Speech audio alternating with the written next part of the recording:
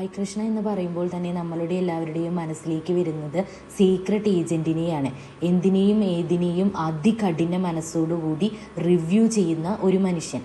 എന്നാൽ അദ്ദേഹത്തിൻ്റെ വേറൊരു സൈഡാണ് ഇന്നത്തെ എപ്പിസോഡിലൂടെ പുറത്തു വന്നിട്ടുള്ളത്. കുറച്ചുകൂടി ഹ്യൂമൺ ആയിട്ടുള്ള സോഫ്റ്റ് ആയിട്ടുള്ള ഒരു ഭാഗം.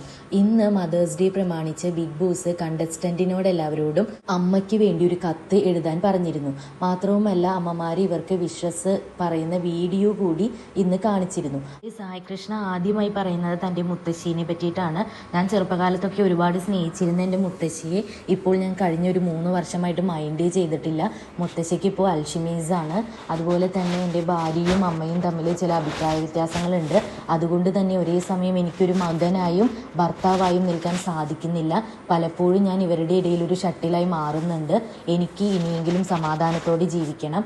ഇവർ രണ്ടുപേരും ഒന്നിക്കുന്നിടത്താണ് എൻ്റെ സമാധാനം എന്നുള്ള രീതിയിൽ സായി കൃഷ്ണ പറയുന്നുണ്ട്.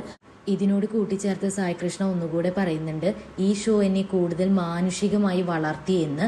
ഞാൻ കുറച്ചും കൂടെ സോഫ്റ്റായി. ഇനി എനിക്ക് സീക്രട്ട് ഏജന്റിനെ കൊണ്ടു നടക്കേണ്ട ആവശ്യമില്ല. എനിക്ക് ആ ലൈഫ് വേണ്ട. എനിക്ക് നിങ്ങളുടെയൊക്കെ പഴയ സായി കൃഷ്ണ അഥവാ കണ്ണനായിട്ട് മാറണം എന്നൊക്കെ. ഇതിൻ്റെ ഹൈലൈറ്റ് എന്ന് പറയുന്നത് തന്നെ അവസാനം ലാലേട്ടൻ സായി കൃഷ്ണയ്ക്ക് വേണ്ടി മുത്തശ്ശിയോടും അമ്മയോടും ഭാര്യയോടും ഒക്കെ അപേക്ഷിക്കുന്നുണ്ട്. സായി കൃഷ്ണ ആഗ്രഹിക്കുന്നത് പോലെ ഒരു ലൈഫ് സായി കൃഷ്ണയ്ക്ക് കൊടുക്കാൻ വേണ്ടിയിട്ട്.